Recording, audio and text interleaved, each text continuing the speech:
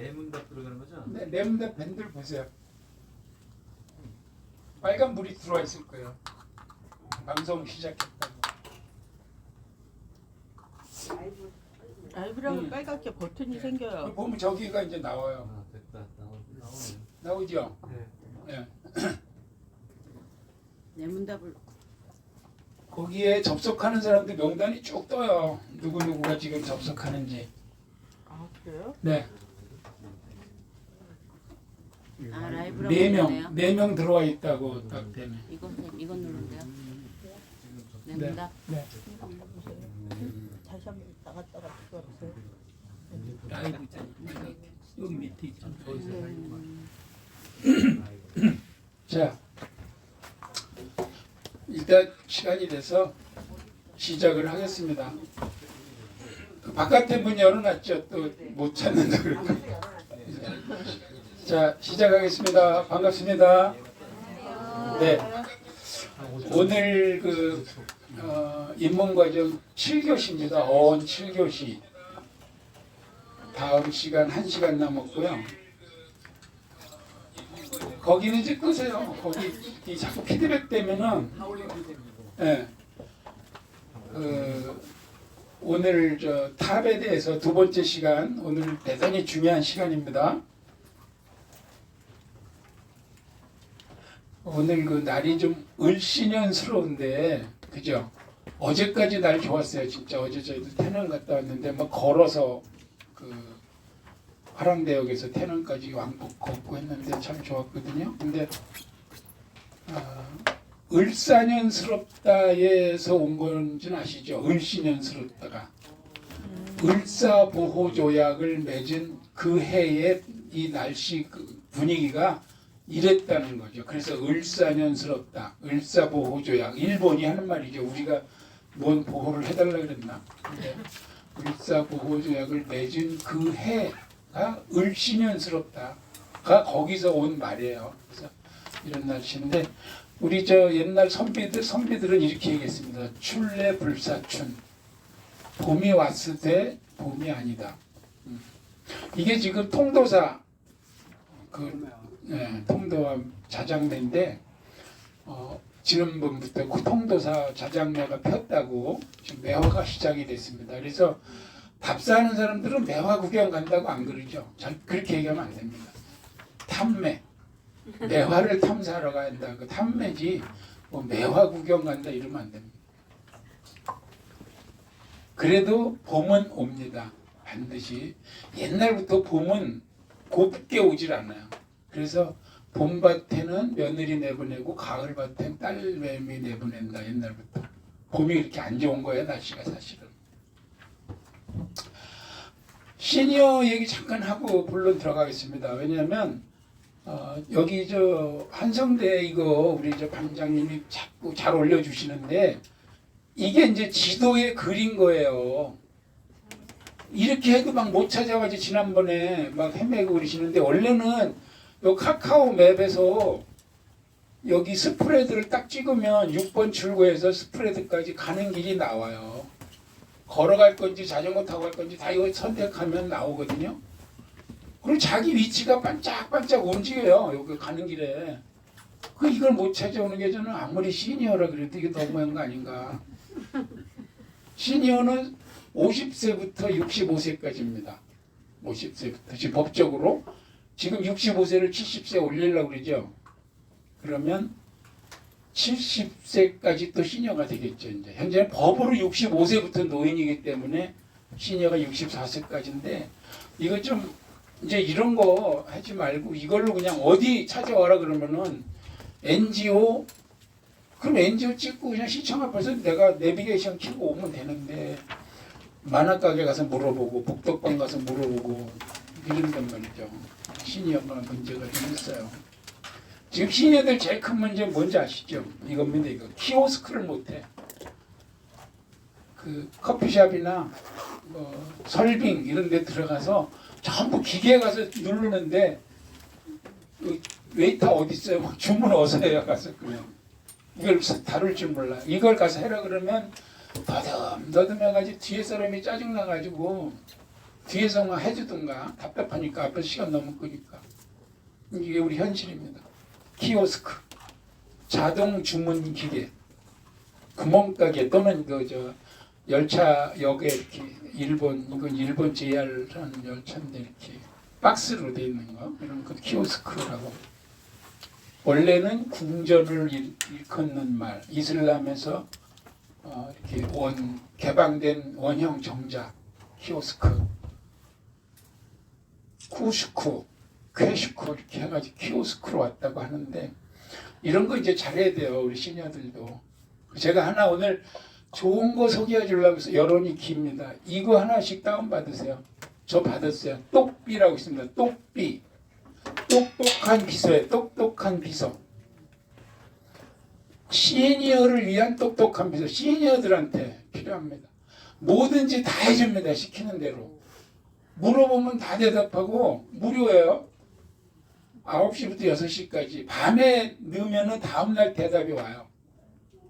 예를 들어서 관악산 가려면 어디로 가냐. 그냥 이렇게 보내면 뭐 사당역 몇 번 출근 나가서 어디로 가서 막 이렇게 가야 됩니다. 나와요. 궁금한 거 다 물어보면 됩니다. 경주 가는 거 KTX 예약 수서역에서 하려면 어떻게 해야 돼요? 그러면 수서역에서 KTX SRT인가 그 예약하는 거 쫙 알려줍니다. 무료로. 그러니까 이거 하나씩 다운받으세요. 제가 받으니까 김신묵님에게도 개인 비서가 생겼습니다. 이렇게 나옵니다. 그러면서 쭉 나. 아침 9시부터 오후 6시까지 요거 누가 이거 저거 만든 거예요. 요새 이거 잘하면 대박 나는 거 있죠. 이런 거 하나씩 개발해가지고 똑비. 그래서 예약도 해줍니다. 예약 어려우면 여기다 부탁하세요. 똑비에다가 나오나쇼 예약 좀 해줘. 그거 뭐 들어가면은 그냥 아웃되고 막 그러잖아요. 그래서 내가 금년도 가을에 한번 창덕궁 예약 여기다 해보려고 그래. 단장님 똑비 창덕궁 예약 좀 해줘. 이렇게 해보려고. 최저가 상품 어디 가면 찾을 수 있나 그러면 다 찾아줍니다. 다 대화형이에요. 이저 글로 써도 되고 대화로 말로 해도 되는데 말로 하려면 또 어플리케이션을 하나 더 깔아야 되니까 그냥 대화로 우리 카톡 하듯이 이렇게 하면 됩니다. 똑비 아시겠죠? 똑똑한 비서 하나 주세요. 자 이제 2월도 벌써 다 끝나가죠. 우리 입문과정이 다음 주 종강입니다. 다음 주 종강하고 3월 1일 날 봉헌사에 가기로 했죠. 1기가 못 갔기 때문에 1, 2기 합동으로 해서 봉헌사 가서 봉헌사가 그 아주 이상적인 구조를 갖춘 절은 아닌데 너무 서울시내 한가운데 있어서 그래도 우선 접근성이 용이하니까 한번 가보도록. 그 대신 제가 중국 과정 할 때는 성리산 법주사나 마곡사나 둘 중에 하나 골라서 현장 답사를 조금 제대로 해보려고 합니다. 그래서 입문 과정이 다음 주에 끝나고 3일절 날 현장 답사를 일단 봉헌사로 가겠다. 그리고 중국 과정을 지금 많은 요청이 있어서 그래서 오늘 이거 생방송도 하는 것도 지방 회원들 때문에 지금 보는 거예요. 혹시 지방 회원들 혹은 어떤 회원들이 이거 보시나 모르겠는데 몇 분이나 순간 제가 후회됐어요. 이거 한다니까 결석이 늘어나는 것 같아요. 안 오고 그냥 이거 보겠다 뭐 이런 식으로. 날도 춥고 을사년스러우니까 오늘 더군다나 안 오려고 하는. 그래서 뭐든지 이게 장점이 있고 단점이 있고 이게 칼날의 양면이 있습니다 항상. 그래도 지방에 계신 분들이 부러워합니다. 사실 저희들 이런 모임 하는 거 수업하는 거. 그래서 조인할 수 없냐고 여러분이 물어보셔서 여기 과감하게 왔다 가시는 분도 있는데 그렇다고 다 오시라 그럴 수도 없어서 이걸 한번 제가 오늘 실험삼아 해보는 겁니다. 그리고 중국 과정은 3월 달부터 지금 외부 활동이 쫙 늘었잖아요 이제. 그래서 매주 하려니까 너무 버거운 거예요. 그래서 격주제로 했으면 좋겠다는 여론이 좀 있어서 그럽시다 그래가지고 월 2회씩 해서 역시 8회 16시간으로 중국 과정을 이렇게 지금 구상하고 있습니다. 그래서 지금 교재를 작성 중에 있는데 벌써 30여 분이 신청을 하셔서 지방의원들은 온라인으로 지금 이런 방식으로 합니다. 지금 요거 시험 삼아 하는 거 똑같습니다. 그 대신 요거는 내문답에서 누구나 볼 수 있는데 이게 이제 정리가 되면 요거는 강의실 밴드로 가가지고 신청한 회원만 볼 수 있죠. 그리고 지방에는 이제 그 교재를 발송해서 붙여드리면 되죠. 그리고 정기답사가 시작이 됐습니다. 정기답사. 1박은 현재 전라북도를 가고 있는데 지금 마감이 됐습니다. 14명. 그 다음에 당일 답사는 충청북도를 하고 있는데 아직 공지를 안 했죠. 공지하는 대로 부지런히 올리시면. 그 다음에 이제 걷기방에서도 걸어서 답사하기를 제가 도입을 했거든요. 그래서 청계천 걷기를 3월 초에 하는데 청계천에 22개의 다리가 있어요. 지금 청계천 위에. 그 중에 3개의 다리는 조선왕조 500년하고 뗄래야 뗄 수 없는 다리가 있습니다. 살고지 다리, 그 다음에 영도교, 그 다음에 광통교 3개는 조선 500년 얘기할 때 반드시 나오는 다리이기 때문에 그거를 볼 거고요. 강화도 셋째 주 토요일 날 가는데 거기는 강화도 걷기를 가서 남한에 남아있는 고려 왕릉이 5개가 있는데 4개가 강화도에 있습니다. 그래서 걸어야 볼 수 있거든요. 그렇게 2개가 지금 3월달에 다 걷기방 여기서는 소개 안 했는데 걷기방에서 구상 중에 있습니다. 지난 시간에 한 거 복습 간단히 하고 오늘 수업 들어가겠습니다. 지금 탑을 하고 있는데 탑은 전에는 6월 그러니까 사리가 있는 것과 없는 것을 부르는 명칭이 달랐지만 그 뒤로 구분하지 않고 다 탑이라고 한다. 그랬는데 굳이 나눈다면 부처님 사리를 넣은 불탑과 고승의 사리를 넣은 성탑으로 나누어지고 입문과정에서는 불탑에 대해서 공부하고 끝내고 중급반에서 성탑을 또 다룰 겁니다. 우리 선종이 들어오면서 고승들에 대한 신도들이 대하는 게 상당히 높아졌죠. 거의 부처님 동급으로. 그래서 그 전에는 스님들은 사리탑이 없어요. 그래서 원효대사나 의상대사가 사리탑이 있다는 말은 없습니다. 그러나 이제 선종이 시작되면서 부산선문의 그 종조, 그 계파의 계산조 시작한 스님들 1대, 2대, 3대는 아주 대단히 소중하게 모시고 엄청난 승탑을 국왕이 직접 만들어주고 탑의 이름을 지어주고 막 이런 나말여초죠. 나말여초, 신라말 고려초에 시작이 돼서 이건 중국 과정에서 다루겠습니다. 지난 시간에 공부한 탑을 잠깐 조금 스피디하게 보면 인도에서 시작된 탑이 중국으로 넘어왔다. 우리나라는 중국에서 또 우리나라로 넘어왔죠. 그래서 인도 탑은 주로 흙과 벽돌을 사용해서 초기에 탑을 지었다고 하나 온전하게 남아있는 초기 탑은 없다. 인도에. 다만 부처님 돌아가시고 만든 근본 8탑은 흔적만 2곳이다 3곳이다 설왕설래하고 있고요.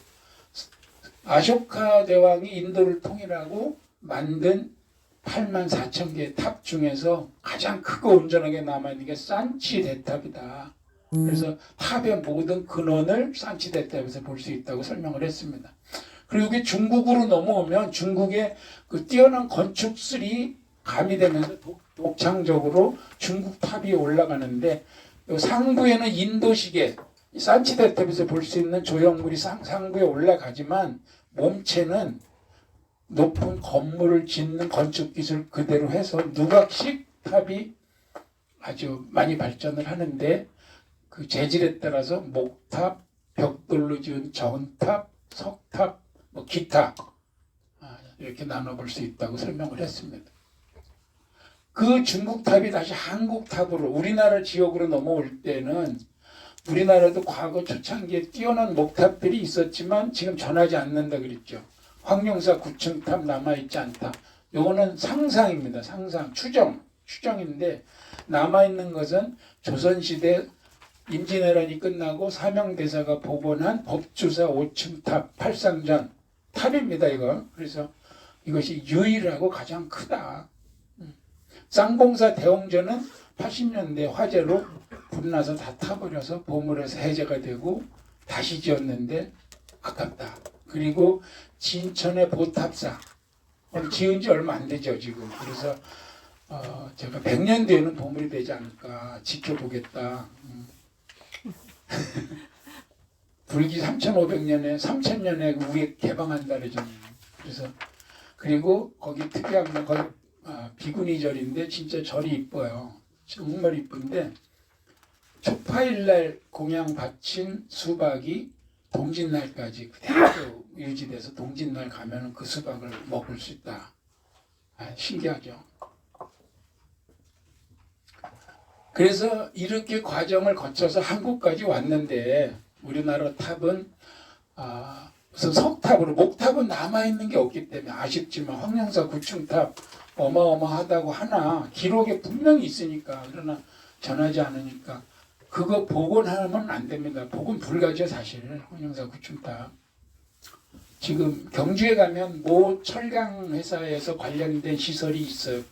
구층탑이라고 지어놓은 게 거기도 사람 꽤 많이 갑니다. 그리고 황령사 절터에 있는 전시관에 좀 축소해서 그래도 꽤 커요. 1, 2층 로비 툭 터가지고 지은 거 있는데 모양은 추정할 수 있는 모양이 많이 있다고 그랬죠. 아쉽게 목탑은 그렇게 그냥 접어놓고 거기까지. 석탑에 대해서는 삼국시대에 백제계 석탑과 신라계 석탑으로 나눠서 설명을 했습니다. 그래서 백제계에서는 미륵사지 석탑 국보제 11호죠. 신라계에서는 분황사 모전 석탑. 여기는 순수한 석탑인데 여기는 모전입니다. 모전. 벽돌 아닌데 벽돌인 것처럼 만든 석탑. 그런데 미륵사지 석탑은 재밌는 얘기가 있어요. 이거 진짜 잠깐 이 스토리텔링이 중요하잖아요. 미륵사지에 동탑과 서탑이 있는데 동탑은 그야말로 상상으로 복원해가지고 욕을 바가지로 먹었다 그랬죠. 그래도 그게 있어서 들어가 볼 수 있어. 서탑은 들어갈 수가 없죠. 만질 수도 없고. 그래서 서탑은 국보가 서탑입니다. 서탑. 동탑은 지금 아예 존재하지 않는데 이렇게 생겼을 것이라고 상상해서 복원한 거예요. 그래서 이게 백제 최대절 익선에 있는 미륵사지 탑 20년 전 사진입니다. 복원공사하기 전 사진. 그리고 20년 동안 우리가 못 봤어요. 막아놔가지고 지금 20년 복원공사가 끝나서 보고 있는 겁니다. 우리가. 그래서 요만큼만 그대로 복원했어요. 여기 나머지 여기랑 대칭해서 막 붙이고 해서 9층 올리려고 막 검토했지만 그렇게 하지 않는 것이 맞겠다. 그래서 복원은 안 했는데 이게 일제강점기 때 무너진 모습입니다. 사실 백제 미륵사지 서탑의 모습이에요. 폐 미륵사 석탑 1910년도 사진. 우리나라는 아쉽게도 일제강점기가 참 이가 갈리는 기간이지만 그럼에도 불구하고 그 전에는 이런 행정 업무, 기록 업무, 분류 업무 이런 것이 부족했죠. 그래서 조선 고족도보 해서 일제강점기 때 만들어 놓은 그 편람이 그래도 남아 있어서 사진을 찾아보고 이렇게 하는데 이렇게 쌓여 있었습니다.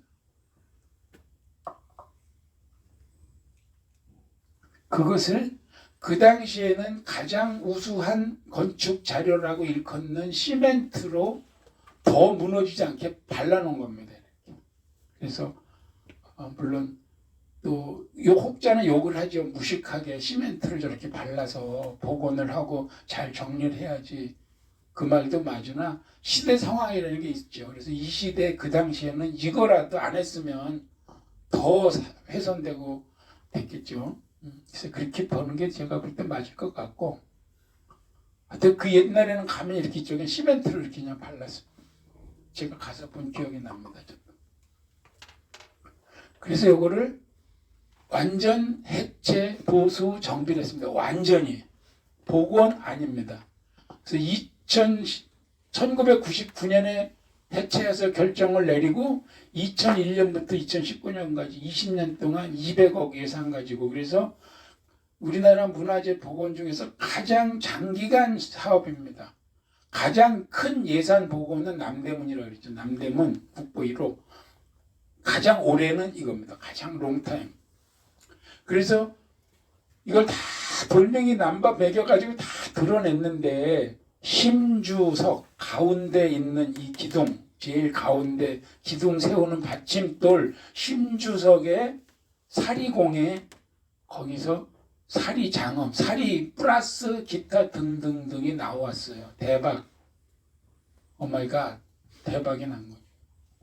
뭐든지 문화재는 기록이, 글씨가 기록이 나오면 최고입니다. 기록 없으면 안타깝지만 그 멋있는 승탑도 누구 건지 모르잖아요. 그러니까 고달사지 승탑, 또 뭐 무슨 사, 봉승탑, 북승탑 이렇게밖에 안 돼요. 누군지 모르니까 그 아쉬운 거예요. 이것도 마찬가지. 글씨가 있으니까 몇 년도에 누가 왜 어떤 과정을 거쳐서 이걸 만들었고 이게 쫙 나오는 겁니다. 그냥. 그래서 가치가 있는. 역사가 우리한테 말을 해주는 거죠. 역사와 대화가 되는 겁니다. 그래서 다 헐어내면서 그때 막 논의를 한 거예요. 여기 무너진 데까지 그대로 보수하자. 6층까지는 그래도 복원할 수 있잖아요. 왜냐면 왼쪽 옆구리를 대칭 붙이면 오른쪽 옆구리 되니까. 그래도 거기까지 그럼 살리자. 아니 뭐 9층까지 그냥 뻔하지 않냐. 축소해가면서 비례로 올리자 뭐 등등 이렇게 했는데, 추정해서 복원하는 거는 이거는 문화재의 올바른 방향이 아니다. 남아있는 그대로 한다라고 최종 결정이 됐습니다. 그리고 우리 반장님이 전에도 얘기했지만 이 돌이, 익산 돌이 좋습니다. 아주 황등석이라 그래가지고 우리나라 돌은 포천돌하고 익산돌하고 쳐주거든요. 그래서 현지죠. 그리고 완전히 현지죠. 익산이니까 그 현지 돌로 가지고 옛날 돌을 쓸 수 있는 건 다시 쓰고 정 안 되는 거는 현지 돌로 해서 무너지기 직전 상태 그대로만 복원하기로 결정을 했습니다. 그래서 이게 커다란 거푸집 같은 집을 지어놓고 그 안에서 20년 동안, 그래서 그 중간에 가면은 이렇게 투명 창으로 들여다보고 뭐 일주일에 하루 이틀 들어가서 보고하고 이렇게 했는데, 이게 이제 마지막 심주석의 사리공을 열어놓는 장면입니다. 여기서 중요한 거는 스토리텔링이 나왔는데 뭐냐면, 자 우리가 탑에 사리를 넣어서, 사리를 넣은 게 탑이라 그랬잖아요. 그럼 사리를 탑에 어디다 넣느냐? 어디다 도대체? 탑마다 다르다가 정답입니다. 그걸 똑같이 하면은 모든 탑에 제일 꼭대기에 넣는다 그러면은 모든 탑 제일 꼭대기에 다 부시는 거예요. 누가? 도굴꾼들이. 근데 이 탑에 어디에 들어갔는지를 몰라. 도굴꾼들은 시간이 쫓기고 이목이 쫓기잖아요. 예를 들어서 불국사 석가탑은 사리가 어디 들어있느냐, 1층, 2층 몸돌 위에, 그러니까 2층 옥계석을 드러내고 그러니까 요거 지붕을 드러내면 몸통 위에 있는 겁니다. 몸돌 위에. 그럼 모든 탑에 여기 있느냐? 아니다 이거죠. 그러니까 익선탑은 어디? 제일 밑바닥 기둥 심초석에 있는 겁니다. 가운데 센터에. 이 위에 어마어마한 걸 다 드러내야 나오는 거예요. 저걸 누가 드러내지 못한 거지, 그러니까 그동안. 그래서 마지막에 여기 딱 봤더니 돌을 직상방에서 찍으니까 이렇게 네모 파진데 호리병 같은 게 보이고 동판이 보이는 거예요. 이 동판에 주저리 써 있는 게 아까 얘기한 스토리가 여기 다 있는 거예요. 그래서 이게 대박이야. 그리고 요거는 열면 작은 병 해가지고 이제 사리가 나오는 거죠. 저는 이런 걸 보면서 가슴이 어디서 심쿵하냐면, 이 열십자가 이게 그 당시 석수가 목줄 탁 땡기는 거야. 이게 그 당시 몇 년 전이야 도대체. 이런 게 저는 가슴에 쿵 소리가 나요. 어느 그 아무나 띵겼겠어? 그 자리에서 가장 베스트 석공이 다 비켜라 이놈 해가지고 가로 세로 수평, 그다음에 정 가운데 띵기고 해가지고 딱 여기 파냈겠죠. 그게 막 연상이 되는 거야 그 상황이. 그 요 먹은 그때 먹이야. 대단한 거 이런 게 사실은. 그랬는데 문제는 이게 이제 그야말로 사리봉영기예요. 사리를 받들어서 모신 기록, 사리봉영기에서 우리나라에서 가장 큰 동화가 사라지죠. 어? 익산 사람들이 이거 묻어버리고 싶었어 막. 이거 나오면 틀림없다 이제. 호동왕자와 낙랑공주 뭐 이거 만약 대박 그랬는데 아니라고 나오는 거야. 뭐라고 나왔냐? 이건 이제 한문이니까 뭐 그거는 그야말로 전설인데 이거는 이제 전설 아니라고 생각했잖아 사람들이. 무왕하고 이제 선화공주는. 그런데 요거를 해석한 거예요. 동국대학교 김만복의 교수가 이거를 해석한 건데 여기에 우리 백제 왕후는 좌평 사택 적덕의 딸로서 누구라고 딱 나왔어요. 선화공주 아니야. 신라 암흑의 왕의 딸이 아니에요. 큰일 난 거야. 이거 어떡하지? 막 거기에 다 있거든. 선화공주, 어? 무왕 그 전설, 그 뒤에 쌍릉 무덤 두 개가 보나마나 이건 무왕하고 선화공주라 그랬는데 전부 아닌 거야 이제. 난리가 났어요. 언제 기해년 정월 29일에 사리를 받들어 맞이하셨다. 연도 보니까 639년이야 서기로. 백제가 660에 망했잖아요. 망하기 한 30년 전 무왕 때니까. 큰일 났어 이제. 이거 어떻게 하면 좋으냐. 아무튼 그건 좀 이따 얘기하고 일단 이 기록 하나가 어마어마한 기록이에요. 저 동판에다가 새겨가지고 쓴 글씨가 눌러서. 그리고 불교 이 사리기 그릇 기자죠. 여기에서 외함, 내함이 이렇게 큰데 안에 작은 데 들어있는데 이런 것들이 나와. 사리, 요게 사리예요. 처음 보는 영롱한 빛을 발하는 유리 구슬 같은 것, 뭐 이렇게 쓰기도 하더라고 사리를.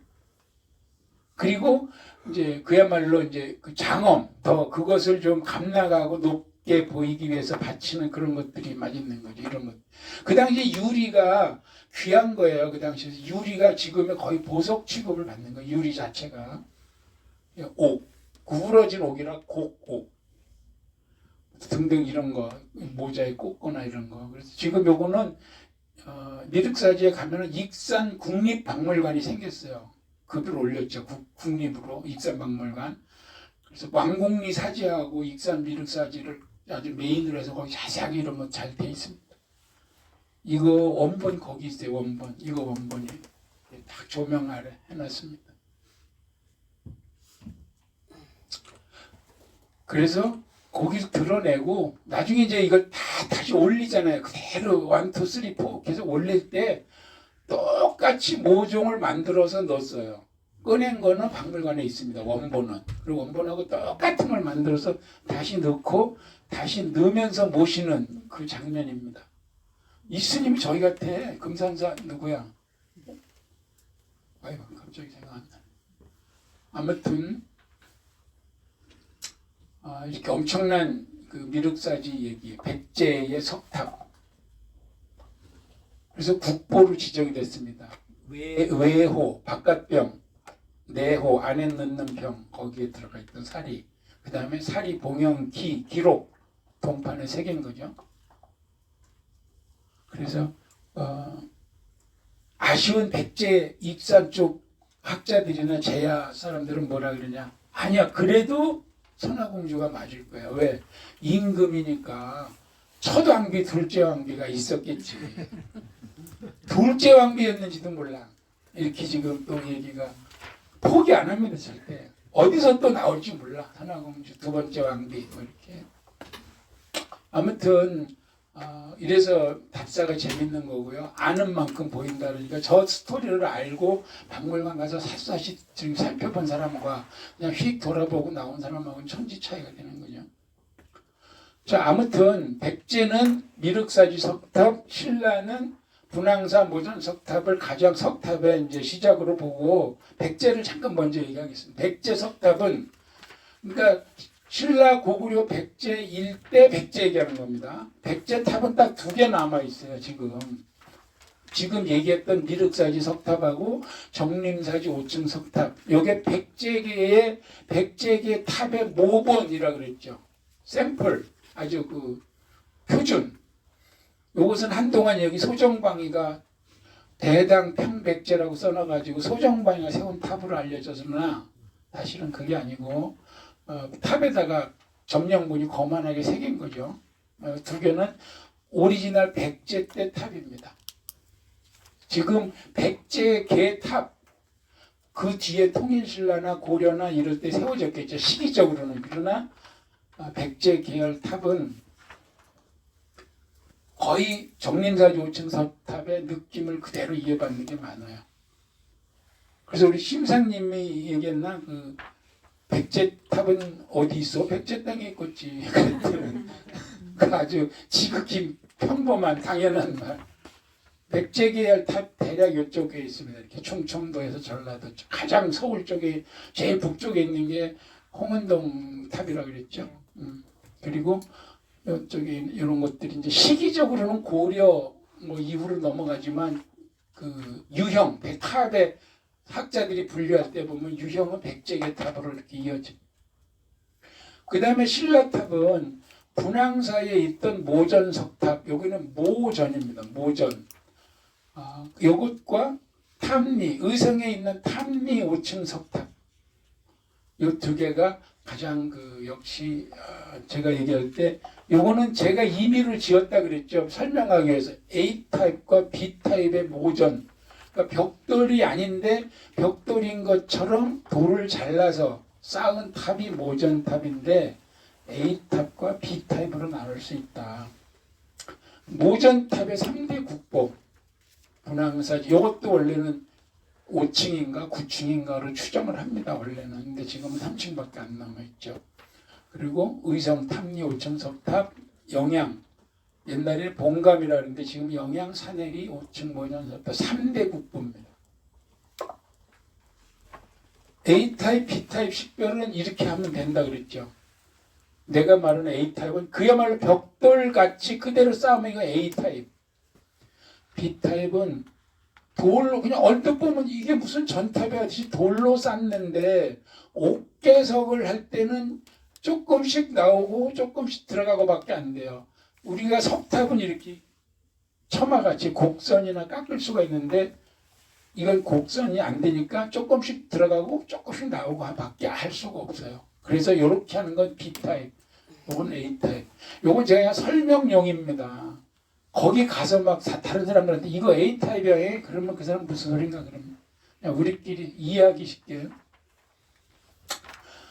그 다음에 리얼 전탑이 있습니다. 아까 거는 모전탑, 가짜 전탑이고 이건 리얼 전탑인데 우리나라의 전탑은 5개밖에 없어요. 뭐 엊그저께 쌓은 거 가지고 우기면 안 되고 역사적으로 문화적으로 남아있는 건 5개밖에 없다. 근데 다 안동에 3개, 대구에 하나, 거의 경상북도에 있고 여주에 뜬금없이 하나가 있습니다. 신륵사에. 요거는 안동 법풍사지에 있는 7층 석탑인데 지금 요거 다 헐었다 그랬죠. 여기 중앙선 철로 없앴다.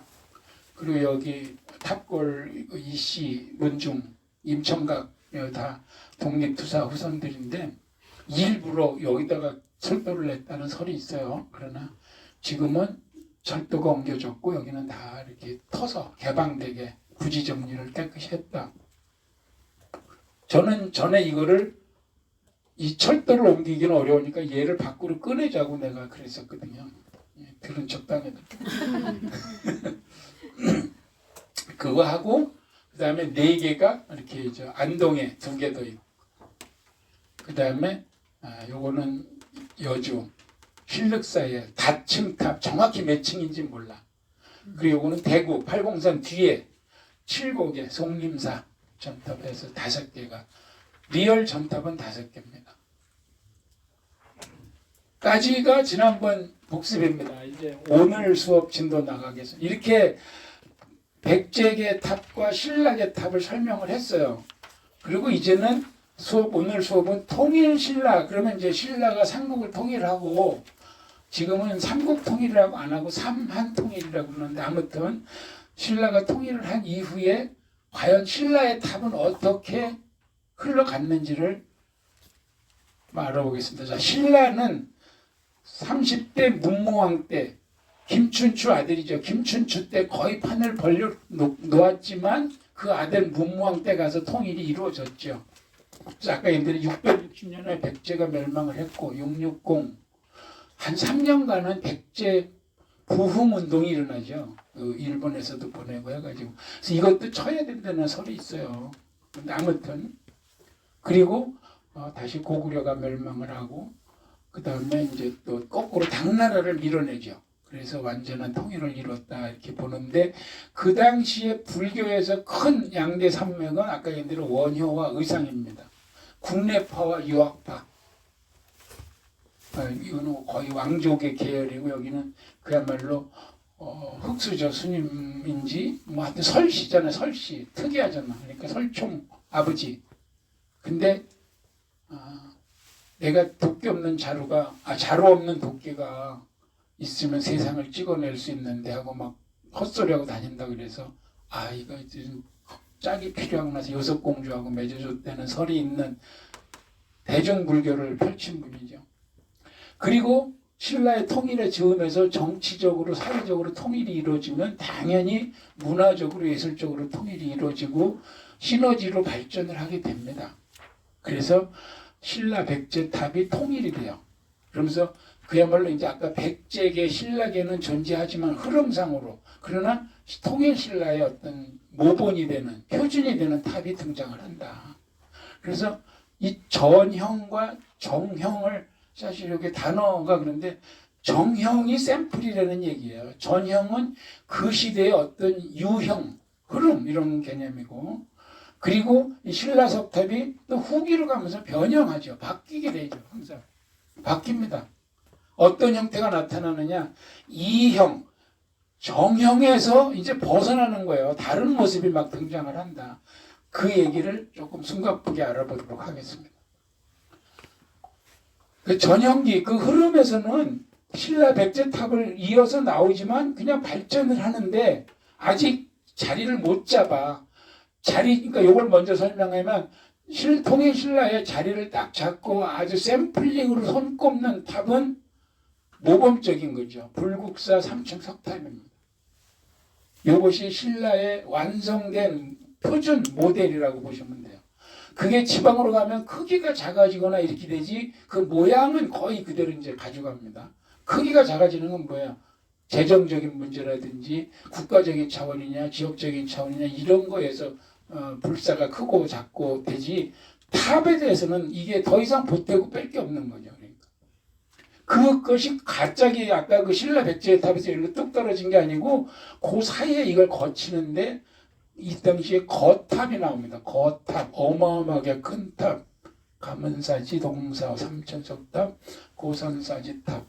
이것이 조금씩 세련돼져요. 그게 이제 나월리 5천석탑, 황복사지 3천석탑. 조금씩 세련되다가 여기서 완성되는. 근데 보태고 뺄 게 없다고? 왜 없겠어? 그러고 보태고 빼는 게 나오는 거예요. 그 뒤에. 그래서 이제 표면에 뭔가 장엄을, 그러니까 자꾸 더 꾸밈을 그런 걸 추가하는 거죠. 그거를 이제 한번 보겠습니다. 그래서 우선 크게 통일신라는 크게 세 단계를 보면 아까 얘기한 대로 시원양식 처음에 시작하는 거예요. 거탑으로 가문사지와 고선사지가 대표적인 거죠.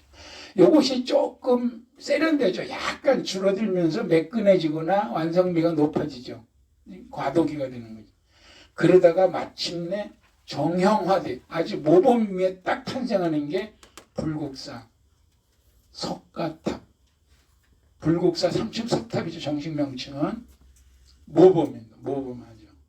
그 뒤에 신라의 탑은 다 얘를 보탰다고 보시면 됩니다. 그래서 대형 석탑은 우선 그 당시에 신라가 삼국을 통일하고 이제 어깨 힘이 빡 들어가는 거야. 왕족들이 우리가 다 통일했어, 해냈어, 대국을 세웠어, 막 자신 있고 당나라도 몰아냈어. 뭐 탑이 막 뭐 야 그게 뭐냐 높여 키워 막 이렇게 되는 겁니다. 탑이 물론 백제신라의 그 흐름은 가져가지만 거탑이 나온다. 이 거탑 얼마나 크면 거탑이라 그랬어요. 그러다가 이게 보니까 미적으로 완성면에서 떨어지니까 자꾸 완성도를 높이게 방향이 돼요. 사람들이 보는 관점이 있잖아요. 미적 관점, 공학적 관점을 가지고 보니까 이거 아닌 거야. 크다고 좋은 게 아닌 거야.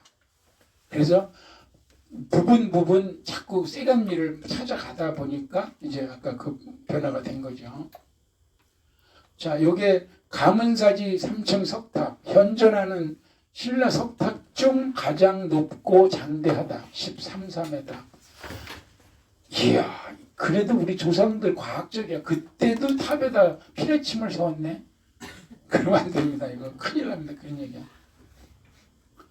요 뒤에서 제가 하나하나 디테일을 보여드릴게요. 국보입니다. 국보. 동서 쌍탑인데 진짜 엄청 커요. 얼마나 크냐. 돌 하나로 지붕을 못 만들어. 그 큰 돌을 구할 수가 없어요. 그 정도로 큽니다. 높이 13m고 이 가문사는 뭐예요? 김춘추 아들 문모왕이 삼국을 통일하면서 내가 죽어서도 동해안에 용이 돼서 외적을 지키겠다고 해서 문무왕은 수중릉을 씌우고 그 아들 신문왕이 여기다가 아버지가 저기 머물 수 있는 절을 만들고 심지어 전설에 절 밑에 용이 다니는 길을 파놨다 그러잖아요. 절 마루 밑에. 그 절입니다. 호국불교죠. 호국불. 실제로 요 밑에 그 연못이 있고 그 수중릉에서 용이 다닌다고 뭐 이렇게 전해 왔었는데 아무튼 그런 전설이 있는 가문사, 지금은 이제 가문사지죠. 가문사지. 저는 주장합니다. 이걸 터라고 해야 된다고. 지라고 하지 말고 가문사터. 그럼 다 알아듣는데 가문사지 무슨 지 이거 안 좋은 것 같아. 그래서 2탑 1금당 이제 쌍탑이 시작이 됩니다. 쌍탑. 탑 2개가 금당 하나에 법당 하나에 나타나는. 요거는 이제 그 전문가들이 분석한 걸 제가 그냥 퍼온 건데 3층이 어떻게 되어 있냐면요. 내부를 우리가 볼 수가 없잖아요. 이 위에 찰주, 쇠기둥 이건 이제 상륜부 여기에 장식물, 데코레이션을 매달기 위한 쇠봉인데 어떻게 되어 있느냐. 요게 노반이에요. 노반. 요 철줄을 세우는 베이스죠. 베이스. 근데 베이스를 뚫고 3층 지붕을 뚫고 3층 몸을 뚫고 3층 몸 중간까지 가서 배겨 있는 거예요. 그럴 만큼 이게 큰 거야. 워낙 크니까 그냥 여기만 뚫고 여기다 세워가지고 이게 서질 못하는 그 정도로. 이게 내부를 보면 이렇게 돼 있어요. 요거를 기억해야 나중에 이제 동탑과 서탑에서 어떤 게 먼저 지었냐를 또 학자들이 분석하는데 뭐를 가지고 하냐면 여기를 뚫다고 하니까 사리공을 못 만드는 거야. 여기다가 사리공을. 여기 사리공 자리야. 그래서 사리공을 옮겨 살짝 그 꽂는 자리야. 비편하게. 그러면 요거는 처음에는 그게 시행착오가 된 게 먼저 지은 탑이고 그래서 약간 옆으로 옮겨서 뚫은 게 나중 지은 탑이다. 학자들이 이렇게 해서 동탑과 서탑 중에 어떤 탑이 먼저냐를 얘기하거든요. 그래서 이걸 한번 그림을 볼 필요가 있어. 우리도. 물론 현장감이 안 보입니다. 그 다음에 요거는 이제 외부. 외부는 이렇게 돼 있는데 아까 얘기한 대로 지붕돌도 얼마나 큰지 하나의 돌로 할 수가 없어요. 4개, 동서 이렇게 이쪽에 반, 이쪽에서 또 반, 4개를 가져 붙여야 지붕이 나올 정도로 커요. 요건 이제 실물 사진 이렇게 돼 있죠.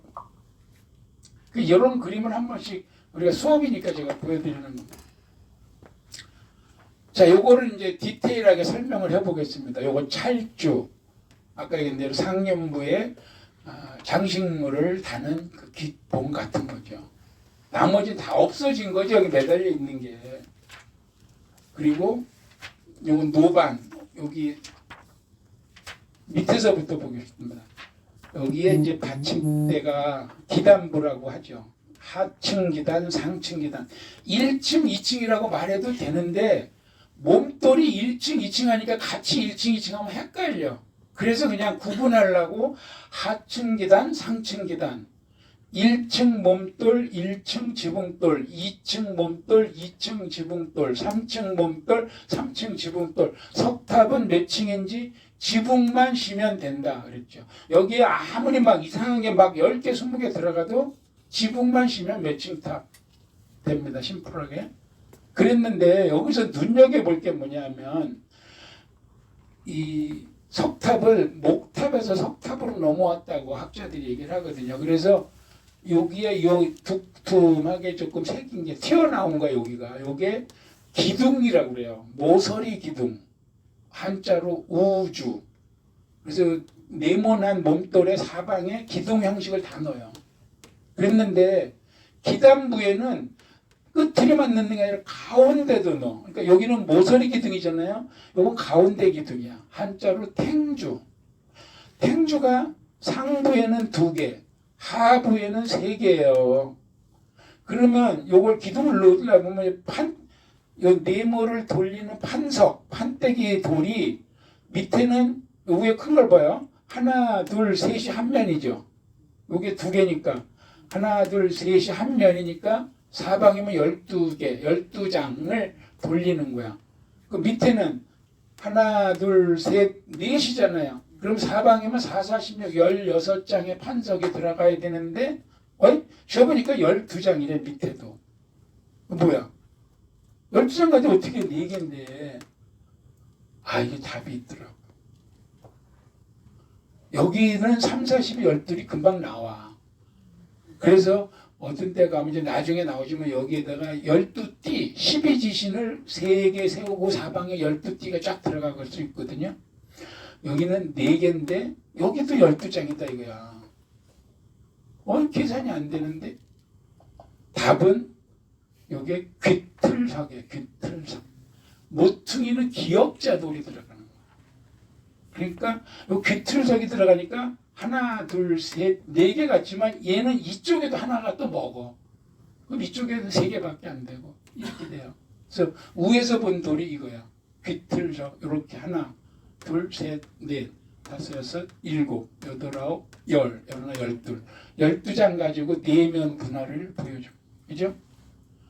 그러면 이제 이걸 알았으면 나중에 고선사나 가문사, 석탑 가서 보면 실제 판석이 몇 장인지 쉬어보고 옆 사람한테 설명해 줄 정도 되면 와우 대단하다. 그죠? 그 사람이 꼭 물어본다고. 너 누구한테 배웠냐? 그런 거 알아서 대답하세요. 사실 이것까지는 할 건 없는데 오늘 그냥 우리 답사적이는 근데 우리 내문답에서는 그래도 이 정도를 조금 더 플러스 알파 이해다 가시죠? 네. 요 위에 거는 그냥 3개에 3, 4, 12, 12이고요. 그래서 보니까 귀틀석이 생각보다 많은 거예요. 이런데 월대라 그러죠. 월대. 종묘 앞에 넓은 데도 이런 데 가면 귀틀석. 이유가 있어. 여기를 이렇게 돌아나 하면 이게 100% 벌어지는 거예요. 저걸 어떻게 잡을 수가 없어. 공학적으로.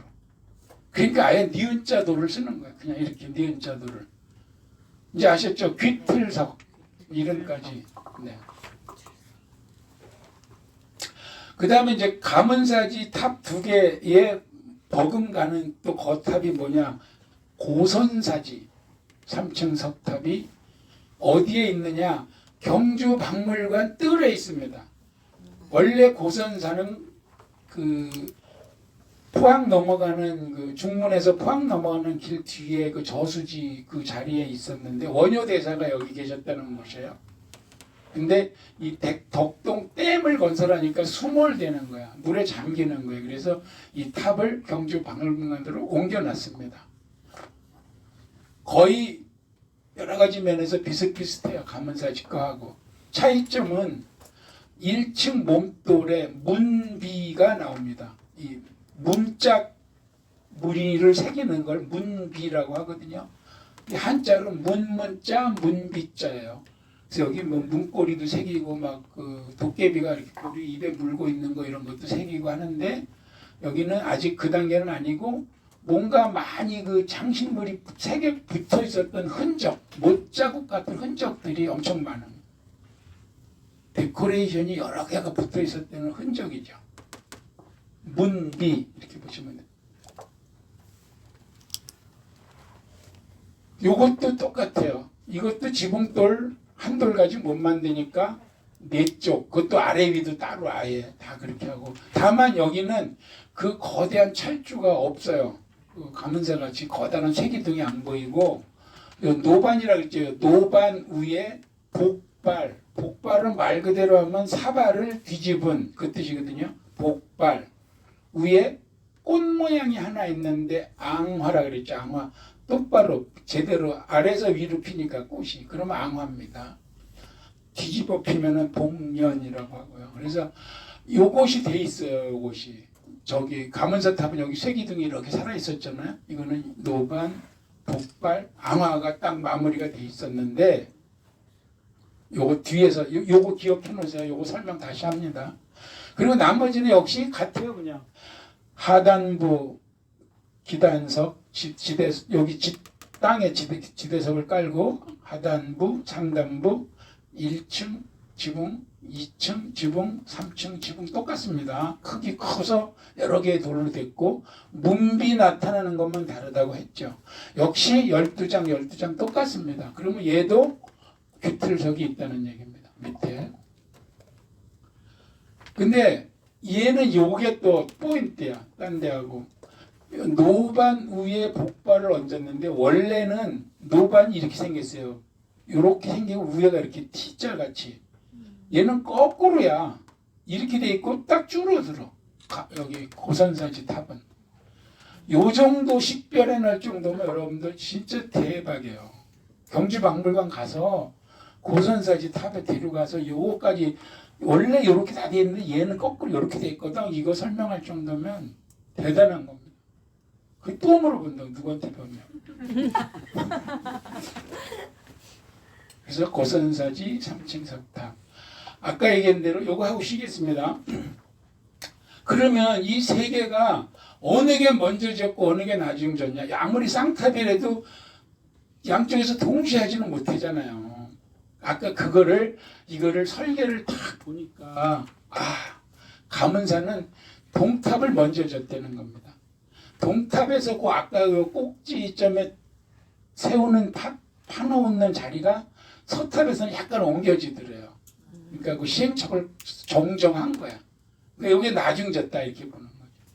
그리고 나머지 그런 것들 등등 해서 다 그걸 바꿔서 지은 게 이거다 이렇게 돼 있죠.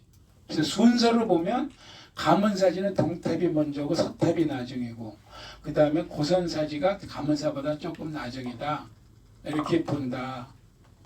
그 보는 근거는 그런 거를 분석한다 이렇게 보시면, 다른 것도 있죠 많이. 근데 그걸 다 하려면 우리가 너무 디테일하니까 그냥 우리는 답사꾼 차원에서 요 정도 메리트만 알고 가도 된대. 자, 쉬었다가 다음 하겠습니다. 10분간 쉬겠습니다.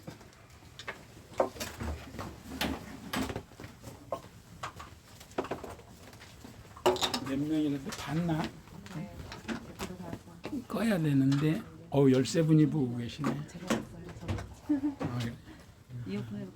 요거 일단 끄겠습니다. 2교시 다시 하고요. 올려주실 수 있죠. 응? 있어요. 예, 올려주시면 다시 한번 쭉 해볼게요.